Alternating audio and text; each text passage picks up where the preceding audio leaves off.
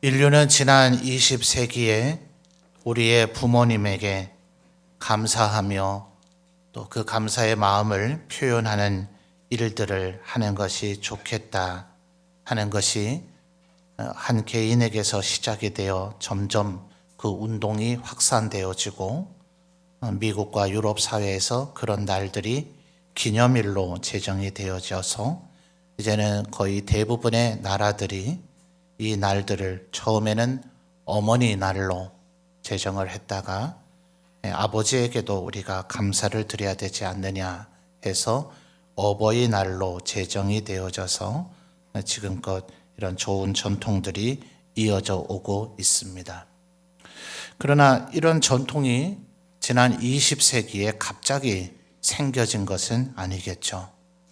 오늘 우리가 읽은 말씀도 AD 1세기에 바울 사도에 의해서 기록된 하나님의 말씀으로 우리가 6장 1, 2, 3절을 읽었습니다만 5장 22절부터 그리고 6장 9절까지는 예수 믿어 하나님의 백성된 우리들이 이루게 되는 인간관계의 세 골격을 바울 사도는 가르치고 권면하고 있습니다.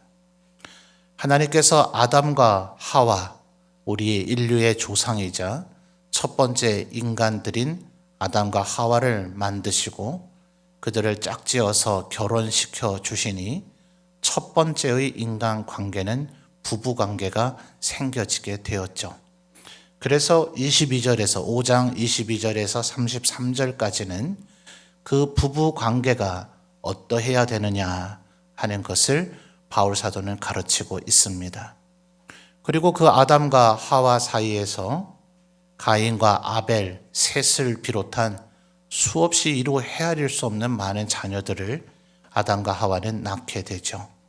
성경은 이것을 일일이 다 기록하지는 않고 가인과 아벨 셋의 이야기만 기록하고 난 후 930세가 될 때까지 수많은 자녀들을 낳았다. 이렇게만 설명을 해주고 있을 뿐입니다.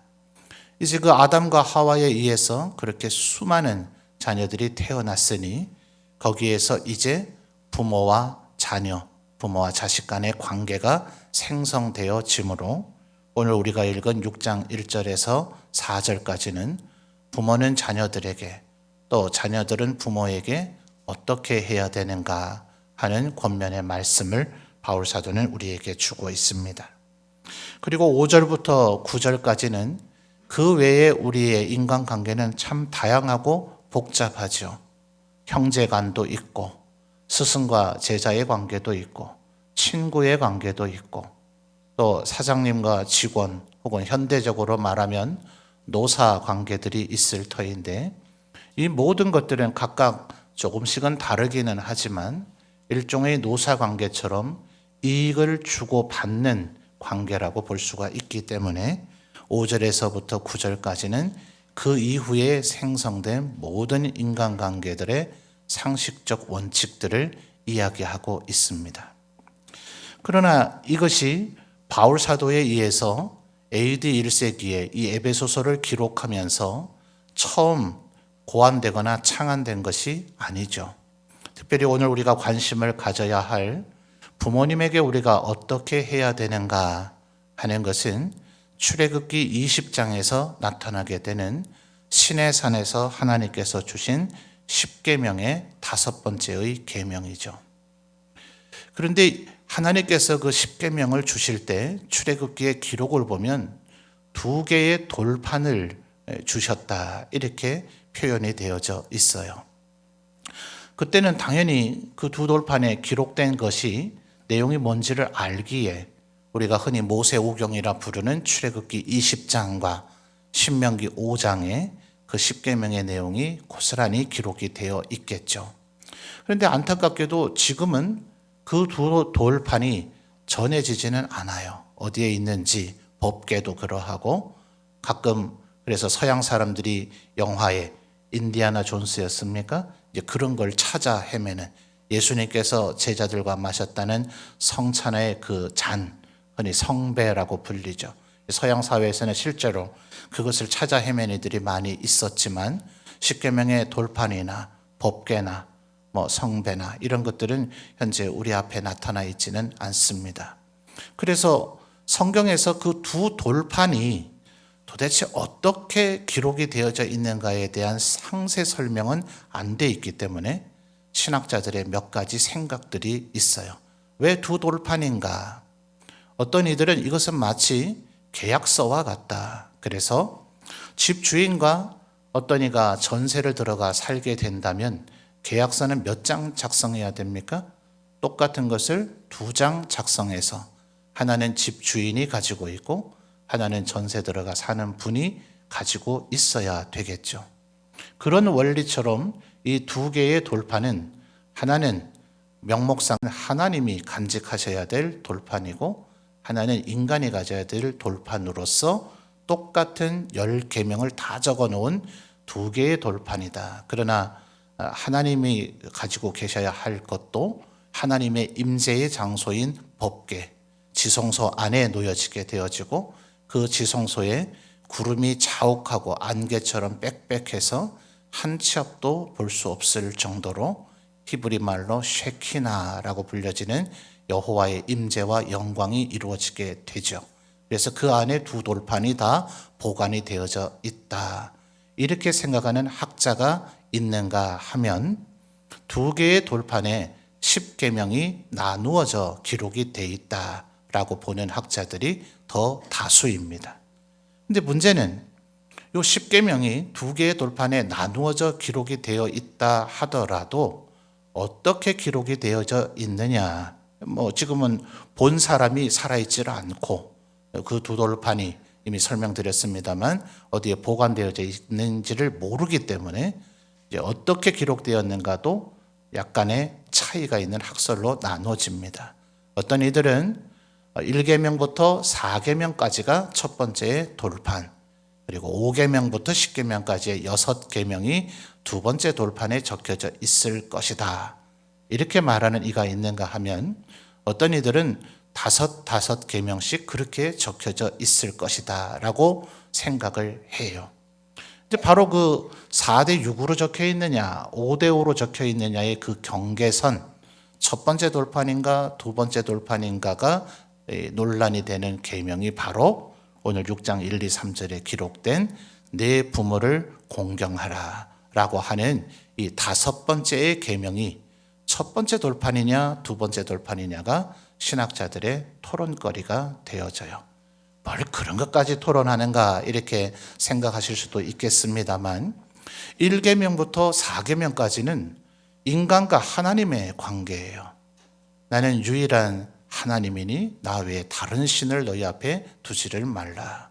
그리고 우상을 만들어서 그것에 절하거나 섬기지 말라. 내 이름을 망령되이 함부로 일컫지 말라. 그리고 내가 제정한 안식일을 거룩하게 잘 지키고 나를 예배하라. 하나님과 인간의 관계를 진술한 것이 1에서 4계명이에요.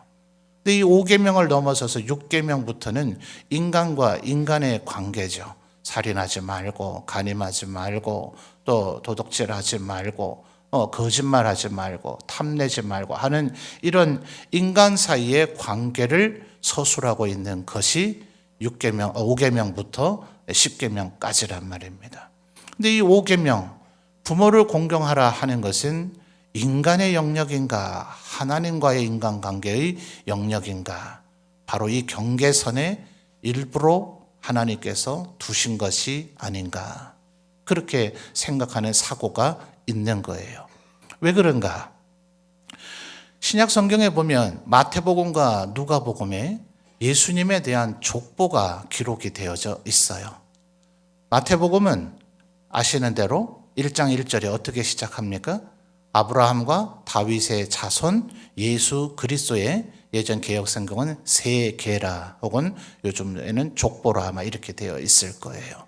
그러니까 이것은 아브라함, 인간 아브라함이죠. 그 이전에 더 다른 인류가 있었죠. 예컨대 노아든지 에녹이든지 그 위에 선조들이 있었는데 그 윗얘기는 하지 아니하고 갑자기 아브라함에서부터 다윗까지 42대로, 약간의 몇 대는 생략했습니다. 다 신학적인 이유가 있는데 그렇게 족보를 하향식으로 아버지에서부터 아들, 손자, 후손의 개념으로 위에서 아래인 하향식 족보를 기록했어요. 그런데 누가복음을 보면 정반대로 예수님의 육신의 아버지였던 요셉으로부터 해서 아래에서 위로 올라가는 상향식 족보로 기록하고 있는데, 기이한 것은 아담에서 끝나는 것이 아니라 아담의 위는 하나님이시다, 이렇게 기록을 하고 있어요. 물론 예수 그리스도께서 하나님의 아들이심을 강조하기 위함이라고 볼 수도 있지만, 예수님께서 친히 뭐라고 얘기하셨습니까? 너희가 지금까지를 하나님을 그렇게 부르지를 않았겠지만 이제는 하나님을 뭐라 부르라고요? 아바, 아버지라 부르라. 기이하게도 우리 한국 사람들이 어린 시절에 아버지를 부르는 아빠라고 하는 것과 발음이 거의 비슷해요. 그 같은 개념의 용도로 사용되는 단어가 아바입니다. 그러니까 아바, 아버지라 하나님을 부르라 하셨기 때문에, 그래서 오늘날 우리들이 오늘 예배 시간에도 암송한 사도신경이 있죠.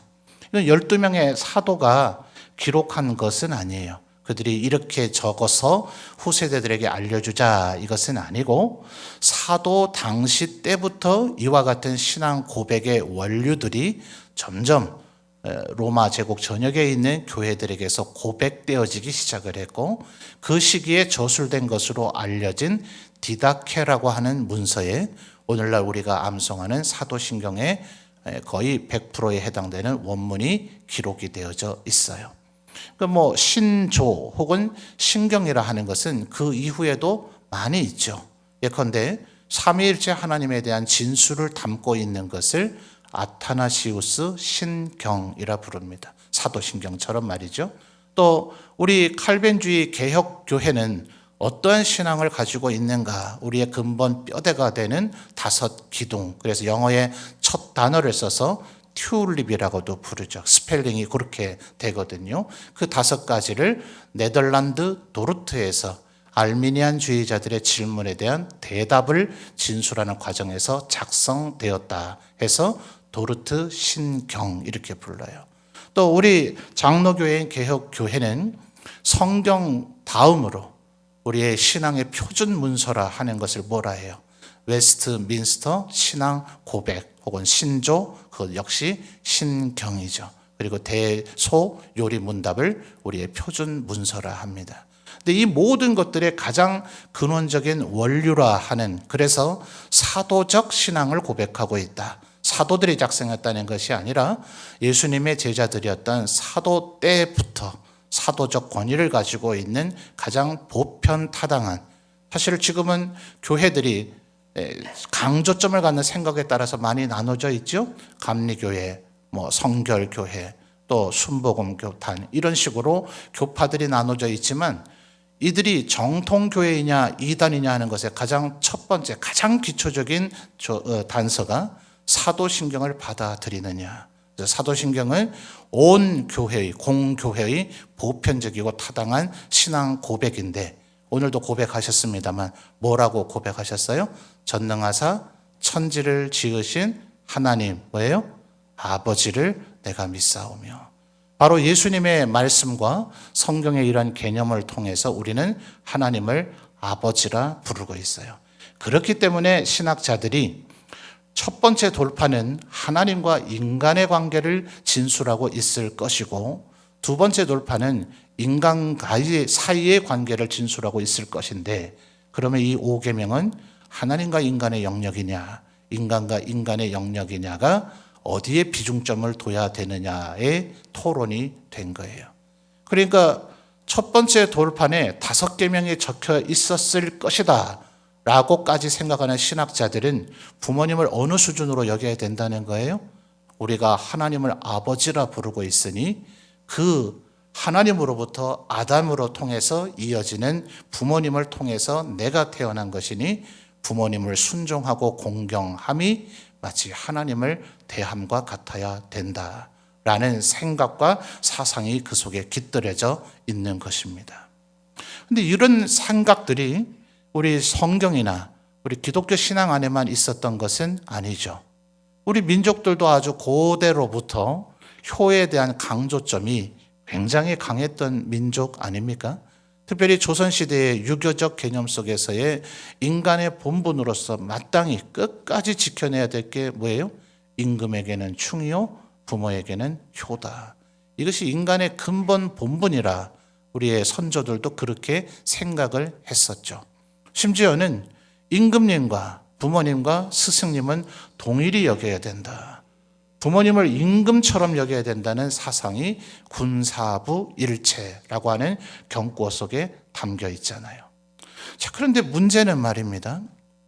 믿음의 선조들, 예컨대 노아나 아브라함이나 에녹 같은 분들이 우리에게 하시는 말씀은 우리가 당연히 순종할 수 있겠죠. 그런데 만약 하나님을 모르는 이들이, 심지어 예수님도 뭐라 그러셨어요? 구하라, 찾으라, 두드리라 이렇게 하나님 앞에 기도하라 하면서 너희 부모가 악할지라도 자기 자녀에겐 좋은 것을 주려고 하지 않느냐라고 전제하실 때 부모가 악할 수도 있다라는 얘기를 하죠. 그러니까 우리의 인간들 가운데 그 누군가는 죄악과 범죄를 저질러서 감옥에 가기도 하잖아요. 자, 이런 부모님이 자녀에게 나쁜 걸 권하기야 하겠습니까? 만약 내 부모님이 하나님의 뜻을 거스르고 하나님의 뜻을 배치되는 그런 요구와 요청과 지시를 하게 될 때는 내가 어떻게 해야 될 것인가? 그래서 사실 바울 사도는 지금 6장 1, 2, 3절에서 출애굽기 20장에 그 진술되어 있는 5계명을 두 가지 영역으로 나누어서 상세히 설명하고 있어요. 우리가 지금까지 익숙하게 지금 설명된 것은 1절의 개념 속에 담겨 있습니다. 자, 1절을 살펴볼까요? 자녀들아, 그 다음에 무엇이라 얘기합니까? 주 안에서. 바로 예수 그리스도 안에서, 우리의 믿음 안에서, 신앙 안에서 부모님이 하시는 말씀에는 이유여하를 막론하고 무조건 뭐 해야 되겠습니까? 순종해야 된다. 이것이 바로 출애굽기 20장에서부터 내려오는 전통적인 개념이에요. 그런데 문제는 10계명은 시내산에서 야곱의 후손인 이스라엘 족속, 하나님의 백성된 자들에게 주어졌단 말입니다. 그런데 지금 바울 사도가 직면하고 있는 분들은 어떤 분이에요? 에베소인들은 오늘날의 터키 영역에 속하는 사람들로서 그들은 원래부터 하나님의 백성이거나 하나님을 믿는 이들이 아니었죠. 그러니까 에베소서 2장에서 뭐라고 얘기합니까? 너희는 본질상 진노의 자녀였고 하나님 밖에 있었고 그리스도 밖에 있었던 자들이었다는 거예요. 그들이 이제 복음을 들어서 하나님의 백성이 되기는 했으나 이 에베소 성도들은 여전히 불신자들과 뒤섞여 살고 있죠. 한 가족이 동시에 다 예수를 믿고 건전한 신앙에 다 같이 자라나게 되었으면 얼마나 좋겠습니까? 가족의 일부는 예수님을 믿고 영접해서 하나님의 백성이 됐는데 여전히 하나님을 믿지 않고 거역하는 가족들이 있다면, 또 명목상 교회를 다닌다고는 신앙의 일원이 되었다고는 하지만 좀처럼 그의 옛 습관과 옛 사람을 벗어버리지 못하고 옛 생각 속에 사로잡혀 있다면 그들이 행하고 있는 악한 생각들이나 관습들은 어떠할 것인가? 특별히 고린도 교회를 보십시오. 고린도 전서와 후서는 분명히 고린도 교회의 성도들에게 편지했다 했어요. 그런데 그들이 어떻게 살았습니까? 고린도서의 권면을 보니 그들이 심지어 음란의 죄를 범하기도 하고 서로 다투는 것은 기본이고 정말 모든 교회에서 벌어질 만한 문제들, 안 벌어져야 될 안타까운 일들이 고린도 전후서에 다 기록되어 있다고 해도 과언이 아닐 정도로 그런 일들이 벌어졌어요. 만약 우리의 부모님이 현재 믿음의 상태이든 불신의 상태이든 하나님의 뜻과 하나님의 생각을 배치하는 요청이나 요구나 지시를 우리에게 한다면 그때 우리는 어떻게 해야 될 것인가? 그 말씀을 우리가 순종한다면 부모님을 만족시켜 드릴 수는 있겠지만 하나님 앞에 하나님을 불순종하는 자리에 이르게 되죠. 그래서 2절을 보십시오. 이미 1절에서 주 안에서 너희 부모에게 순종하라고 했는데도 불구하고 또다시 2절에서 재언급을 하는 이유는 이번에는 주 안에서라는 단어가 있습니까? 없습니까? 없죠. 그러니 주 안에 있지 않은 그런 요구와 요청이 부모에게서 주어진다면 그것을 순종할 수는 없는 거예요. 그러나 그 부모님을 무시하면 됩니까? 그렇지 않죠. 그래서 2절에서 내 아버지와 어머니를 최소한 무엇은 해야 된다고요? 공경해야 된다는 것이에요. 그래서 바울 사도는 이 에베소 교인을 비롯한 신약 시대의 초대교회의 상황에 맞춰서 10계명의 이 5계명을 지금 확대해서 재해석을 해주고 있는 것입니다.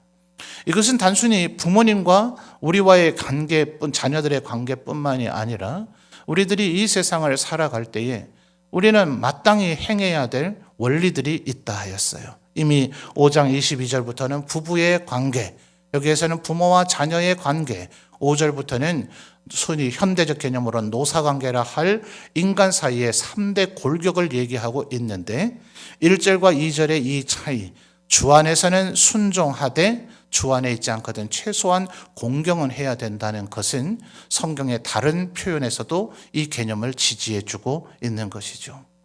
때로 우리의 주위 사람들이 아주 극악한 방법으로 우리에게 다가올 수 있어요. 죄악을 권유하거나 우리에게 핍박하거나 우리를 미혹하는 일들이 벌어질 때 소위 저급한 태도로 우리를 대하는 일이 벌어질 수 있습니다. 그래서 이 세상에 교양 있고 학식 있는 이들은 뭐라 그랬습니까? 저들이 우리를 저급하게 대한다 할지라도 똑같이 맞대응하면 안 된다. 우리는 그들에게 교양 있고 고급스러운 태도로 대해야 된다. 성경의 개념에서 나온 것이죠. 악으로 악을 싸우지 말고 선으로 악을 이기라 하는 것이에요. 도대체 선으로 악을 이길 수 있겠습니까? 희생하고 양보하고 용납하고 오른밤 때리면 왼밤 돌려대고 오리를 가자면 십리를 가지고 겉옷을 달라면 속옷까지 내주는 그런 선한 태도를 가지고 우리 주위에서 악한 이들을 이길 수 있겠어요? 우리의 힘과 생각이나 우리의 경험 방법으로는 도무지 불가능해요. 그러나 하나님께서 그 일을 이루실 것입니다. 그렇기 때문에 우리는 부모님이 아직 하나님을 모르시는 안타까운 데 있다 할지라도 부모님을 최소한 공경해야 됩니다. 부모님뿐만이 아니라 우리의 주위에 있는 모든 사람들에게 그들이 예수님을 믿고 선한 가운데 있고 성령 충만한 가운데 있다면 그들과의 관계가 얼마나 원만하고 좋겠습니까? 그러나 그렇지 않은 이들, 시험에 빠져 있거나 또 혹은 죄악된 생각이 있거나 혹은 전혀 믿음의 바닥을 치고 있는 이들이라 하더라도 그들을 우리가 예의 바르게 공경하게 친절하게 자비와 양선의 태도로 성령의 열매 맺는 자세로 대해야 된다는 원리를 지금 바울 사도는 이야기하고 있는 것입니다. 그러므로 주 안에서 순종하라. 그렇지 못할지라도 최소한 공경의 자세를 잃지 말아야 된다는 이 말씀을 꼭 마음에 새기시는 우리 성도들이 되시기를 바랍니다. 그런데 2절 말씀을 보면 하반절에 이것은 약속이 있는 첫 계명이라 이래요. 자, 이것은 지금 10계명의 5계명으로 누구에게 주어졌다 했습니까? 출애굽기에서 시내산에서부터 하나님께서 주신 것인데 하나님의 백성들만이 이 계명을 받을 수 있는 자격이 있죠. 아무나 이 계명을 어떻게 우연히 알게 됐다 해서 이거 지키면 나도 좀 행복이 찾아올 것 같은데 나 한번 지켜볼까? 이런 사람이 없겠죠. 이런 사람이 있을 리도 없겠지만 혹여 이런 사람이 있어서 그가 열심히 십계명을 지킨다 한들 하나님이 복 주십니까? 아니요. 그는 자기 의를 만족시키고자 할 뿐이지 그것은 하나님의 의를 만족시키지 못합니다. 그러니 이 십계명이라 하는 것은 오직 하나님의 백성된 자들만이 이것을 받을 자격이 있고 이것을 지킴으로써 하나님께서 영광을 받으시는 이는 오직 하나님의 백성들밖에 없으며 하나님의 백성들이 이것을 지킬 때 하나님께서 비로소 은혜와 축복을 주시는 거예요. 아무나 받을 수 있는 것도 아니고 아무나 지킨다고 해서 인정해 주는 것도 아닌 하나님의 백성들만의 특권이요 전유물이란 말입니다. 그러니 이 계명을 우리가 지키면서 새삼스럽게 하나님께 받아야 될 게 뭐겠어요? 이미 하나님의 백성이 된 자만이 죄 사함을 받고 죽음의 권세에서 해방되고 영원한 생명을 얻는 그 자들만이 이것을 지킬 자격이 있고 축복이 주어지는 것이니 이미 받은 거잖아요. 그러니까 다윗이 시편 23편에서 뭐라 얘기합니까? 주께서 나를 푸른 초장과 실만한 물가로 인도하셨다. 주님께서 내가 사망의 음침한 골짜기로 다닐지라도 지팡이와 막대기로 나를 안위하셨다. 주께서 내 원수들 보라는 듯이 일부러 그들 앞에서 보란 듯이 잔치상을 나에게 차려주셨다. 이게 다윗 왕이 고백하는 내가 하나님의 백성 됨으로 인해서 누리게 된 축복이라 하잖아요. 그 축복을 누리게 됐으니 이제 기쁨으로 감사함으로 이 십계명을 지키는 거예요. 그러니 이 십계명을 지킴으로 우리가 새삼스럽게 더 받을 게 뭐 있어요? 이미 가득가득 넘치도록 충만하게 받았기 때문에 이제는 너희가 이 계명을 지키며 좀 살아보지 않으련 하면서 하나님께서 우리에게 계명을 주신 거란 말입니다. 그러니까 이제는 그냥 지켜야 될 일이지 이것 지킴으로 새삼스럽게 더 바랄 것도 없고 더 받을 것도 없어요. 이미 먼저 주시고 우리에게 이 계명을 좀 지켜보라 하신 거예요. 그런데 2절 하반절에도 뭐라 합니까? 이것은 약속에 있는 첫 계명이다. 이미 주실 걸 다 주셨는데도 불구하고 하나님께서 이 5계명, 5번째 계명이 얼마나 중요한지 이미 주실 것 다 주셨는데도 이걸 지키면 너희에게 복을 주리라 약속을 하신 거예요. 자, 그런데 그 약속이 뭡니까? 3절이죠. 여러분 다시 한번 3절 읽어봐 주시죠. 시작. 아멘. 하반절에 보니까 땅에서 장수한대요. 이게 단순히 수명이 늘어나는 것인가 이렇게 생각할 수 있는데 우리가 간혹 심각한 질병에 노출되거나 사고를 당하게 되면 아주 심각한 상태가 되면 식물인간이라 하는 표현을 쓰죠. 아마 식사도 제대로 못할 것이고 다른 분들이 하시는 말씀을 알아듣지도 못하는 그런 상태일 수 있을 거예요. 분명히 사람인데 지금 형편은 거의 식물과 다를 바가 없다. 이럴 때 이제 식물인간이라 하잖아요. 식물인간의 상태로 오래도록 장수하게 된다면 그 과연 축복이라 할 수 있겠습니까? 그렇게 생각하는 사람은 아마 단 한 분도 없을 거예요. 그러니 지금 3절의 세계는 땅에서 장수하리라 이 말이 뭔가? 자, 이 신약 성경에서의 구약 성경 인용은 언제나 70인역이라고 하는 헬라어로 1차 번역된 구약 성경, 소위 셉투아진트라 불려지는 것에서 인용을 하다 보니까 구약은 히브리 성경을 바로 직역을 했기 때문에 약간의 어감의 차이가 있어요. 그러나 헬라어 성경의 원문이 셉투아진트를 구약 성경을 인용한 걸로 기록을 했으니 임의로 바꿀 수가 없죠. 그래서 신약의 어감은 약간 다르지만 구약의 정확한 진술을 그래서 확인할 필요가 있습니다. 출애굽기 20장을 찾아봐야 되는데 시간이 많이 갔기 때문에 성경이나 찬송의 제일 뒤를 펴보세요. 겉표지 바로 안쪽을 펴보시면 하드카바로 인쇄되어 있는 그 내지의 뒤쪽을 보시면 십계명이 적혀 있죠. 찾으셨어요? 옆에 분 못 찾거들랑 짚어주세요. 거기에 제5계명을 보면 제5는 네 부모를 공경하라 하고 이어진 출애굽기 성경 구절이 약간 작은 글자로 그 뒷구절들이 적혀 있어요. 뭐라 되어 있습니까? 그리하면 내 하나님 여호와가 내게 준 땅이죠. 그냥 일반 아무 땅이 아니에요. 내게 준 땅에서 내 생명이 길리라 하셨는데 하나님께서 모세와 여호수아에게 누누이 하신 얘기가 뭡니까? 너희들이 이제 가나안 땅에 들어가면 너희들이 쌓지 않은 성을 차지하고 살게 될 것이다. 여러분 황무지 개간에서 논이나 밭을 만들려면 얼마나 고생해야 됩니까? 그렇죠? 너희들이 경작하지 않은 밀가과 보리밭을 소유하게 될 것이다. 과수 농사 해보신 분은 나무 하나 심어서 열매 따기까지가 얼마나 고생이 되고 세월이 많이 걸리는지 아시잖아요. 그런데 너희가 심지 아니한 포도나무와 감람나무에서 포도 열매와 올리브 기름을 얻게 될 것이다. 이게 다 뭐예요? 하나님께서 아브라함과 이삭, 야곱, 요셉에게 주셨던 내가 너에게 복을 줄 것이다. 네가 바라보는 동서남북의 모든 땅, 지금 조카 롯이 가서 차지한다고 롯의 것이 되는 것이 아니다. 내가 너와 너의 후손에게 주겠다고 내가 맹세한다. 주님이 말씀하셨죠. 그러니 이 가장 작은 단어인 한 단어 땅에서 구약 성경의 정확한 진술을 보니까 내가 네게 준 땅에서 이 몇 글자 안에는 하나님께서 우리에게 주시는 모든 축복이 여기에 다 함축된 표현인 거예요. 이 축복된 상태에서 우리가 장수하게 될 것이니 이것이 얼마나 어마어마한 축복입니까? 10가지의 계명 가운데서도 네 부모를 공경하라.